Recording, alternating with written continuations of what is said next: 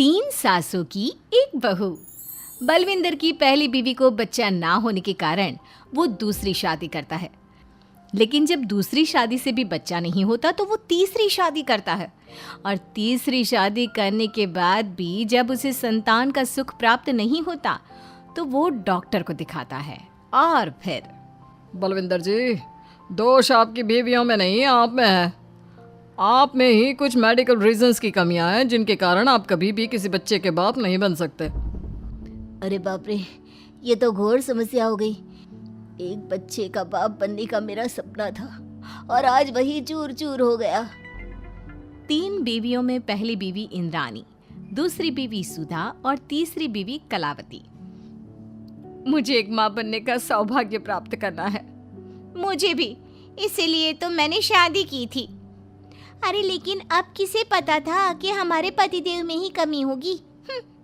अब हम क्या करें? हम एक बच्चे को गोद लेते हैं। तीनों एक बेटे को गोद लेते हैं जिसका नाम प्रमोद रखा जाता है। 20 साल बाद अब तीनों भी बूढ़ी हो चुकी होती हैं। बलविंदर भी बूढ़ा हो चुका था। प्रमोद एक अच्छी नौकरी करता है। उसकी शादी की उम्र हो चुकी थी, इसलिए तीनों माएं प्रमोद की शादी पाखी नाम की एक लड़की से करा देते हैं। शादी के बाद बहू पाखी की पहली रसोई की रस्म की बारी आती है। मेरी प्रिय तीन सासू माओ, आज मेरी पहली रसोई है। बताइए क्या बनाऊं? क्या पसंद है आप तीनों को? बहू तू ना कढ़ाई पनीर, सूजी का हलवा और पुदीने की चटनी बना दे। अरे नहीं नहीं, ये क्या पसंद है। अरे पाखी बहू, तू छोले भटूरे, सरसों दा साग और मक्के दी रोटी बना और पंजाबी लस्सी भी बना दे। ओफो, सच में मेरी सौतन हो, खाने के मामले में तुम्हारा टेस्ट और चॉइस दोनों भी बकवास है। बहू, नॉर्मल सिंपल सात्विक भोजन बना दो और हलवा पूड़ी खीर का भोग चढ़ा दो भगवान को मंदिर में।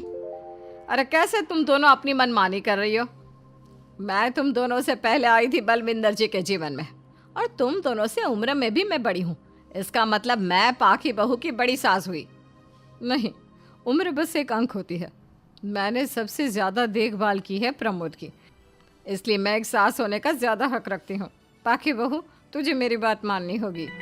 नहीं, तू मेरी बात मानेगी। जो मैंने कहा है वही तू करेगी। नहीं, मेरी बात मानेगी वो। नहीं मेरी।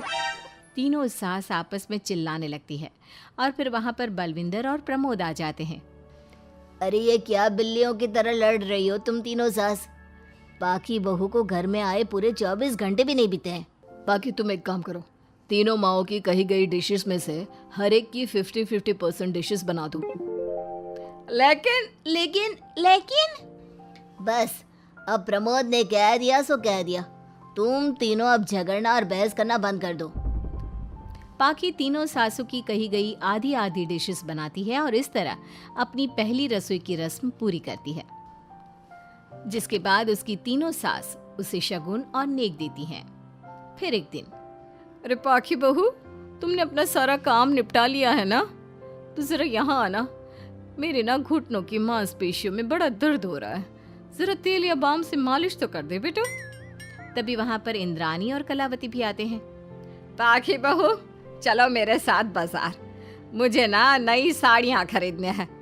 तुम्हारी फैशन सेंस बहुत अच्छी है ना, इसलिए मैं चाहती हूँ कि तुम मेरे साथ चलो। अरे पर मैं यहाँ पे पहले आई, तुम्हारे साथ ही सही, लेकिन मेरी स्पीड सबसे तेज थी। पाखी बहू, मेरे कमरे की अलमारी और पर्दे साफ कर दो ना, बहुत धूल जम गई है। मुझे खांसी भी आ रही है। अरे ऐसे कैसे तुम दोनों मेरी बहू को अपने साथ ले जा सकती हो? सबसे पहले मैंने बहू को कहा है कि वो मेरे घुटनों की मालिश कर दे। अब जाओ, 1 घंटे के बाद अपनी ये फीकी शक्लें लेकर फिर से आना। सुधा मैडम, ज्यादा ना बोलो। पाखी बहू को तुम दोनों से ज्यादा नेक दिया है मैंने, इसलिए पाखी बहू तो मेरा ही काम करेगी। और वैसे भी ये सुशील सर्वगुण संपन्न बहू अपनी इस बेचारी बूढ़ी सास को खांसते हुए कैसे देख सकती है? क्यों पाखी बहू? हाँ, पर नहीं पाखी बहू, तुम इन दोनों की भावनाओं के जाल में मत फंसो। और रही बात शगुन और नेक की, तो रिश्तों को प्यार के भाव से तोला जाता है, ना कि पैसों के भाव से। मतलब ही कहीं के। ओ इंद्रानी, ज्यादा मत उछलो, पता है कौन कितना मतलबी है। उफो, अब फिर से आप तीनों मत शुरू होइए। मैं आप तीनों के काम करूँगी, लेकिन बारी बारी। सबसे पहले सुधा सासू माँ का, फिर कलावती सासू माँ और फिर इंद्रानी सासू माँ का। इसके बाद तीनों सासों में फिर से लड़ाई और कहासुनी छिड़ जाती है। फिर एक दिन जब पाखी घर का किराने का सामान लेने बाहर निकल रही होती है कि तभी, बहू, मुझे ना मेरा पुराना संदूक नहीं मिल रहा, तू आकर ढूंढ देगी क्या? अब ठीक है इंद्रानी सासू माँ। पाखी इंद्रानी के कमरे में जा ही रही होती है कि तभी उसे सुधा रोक लेती है, हाथ में खूबसूरत साड़ी लिए। पाखी बहू, ये मेरे ना साड़ी पर पिछली बार अचार गिर गया था, इसे प्लीज अच्छे से धो देना। वो कल शाम को विमला जी के बेटे की शादी में जाना है ना, एक ही बार पहनी है ये साड़ी मैंने, अभी धो देगी तो कल तक अच्छे से सूख जाएगी और कड़क इस्त्री करके मैं तेरा परफ्यूम मार कर शादी में जाऊंगी। हाँ, लेकिन सुधा सासू माँ, उतने में कलावती भी वहाँ पर एक कढ़ाई लेकर आ जाती है। पाखी बहू, ये मैंने कल रात को मेहंदी भिगोई थी लोहे की कढ़ाई में, मेरे बालों में लगा देना बिटिया, तू तो मेरी प्यारी बहू है ना? इंद्रानी वहाँ आ जाती है और तीनों सास फिर से एक दूसरे को गुस्सेल आंखों से देखती है और फिर से आपस में लड़ना शुरू कर देती है। तुम अपने आप को समझती क्या हो? खरीद लिया है क्या मेरी बहू को? ये मेरी बहू है। तुम मेरी पड़ोसन है क्या? ये मेरी भी बहू है और मेरा भी इस पर उतना ही हक है जितना कि तुम्हारा। तुमने खरीद नहीं लिया है ना, तो ये मेरी है, सिर्फ मेरी, इकलौती बहू मेरी पाखी, मेरा ही काम करेगी। क्यों पाखी? नहीं नहीं, ये मेरा काम करेगी। पहले मैंने आवाज लगाई थी। तुम दोनों तो ऐसी बहू पाने के लायक भी नहीं हो। हट जाओ तुम दोनों और खुले मैदान में जाकर एक दूसरे से लड़ो और नोचो एक दूसरे को।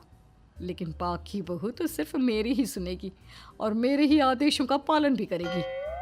तीनों सासों के बढ़ते झगड़े को देख पाखी अपना आपा खो देती है और जोर से चिल्ला पड़ती है, बस बहुत हुई आप तीनों की तू मैं। अरे रोज ना ड्रामा लगाती रहती हो, 50 साल की बूढ़ी औरतें हो गई हो, फिर भी बच्चों की तरह लड़ती रहती हो।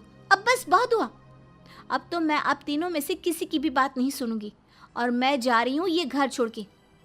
अब मुझ में और सहन शक्ति नहीं बची, मैं चली। अब लड़ो झगड़ो, एक दूसरे को मारो पीटो नोचो, जो करना है करो। पाखी अपना सूटकेस लेकर घर से बाहर निकलने लगती है। तभी तीनों सास बेहद घबरा जाती हैं और भावुक होकर पाखी से विनती करने लगती है, पाखी बहू, बहू हमें छोड़कर मत जाओ ऐसे। अरे हम तुम्हारे बिना मर जाएंगे। इतने कम समय में ही तुम हम सबकी जीने की वजह बन चुकी हो। माफ कर दो हमें बेटा।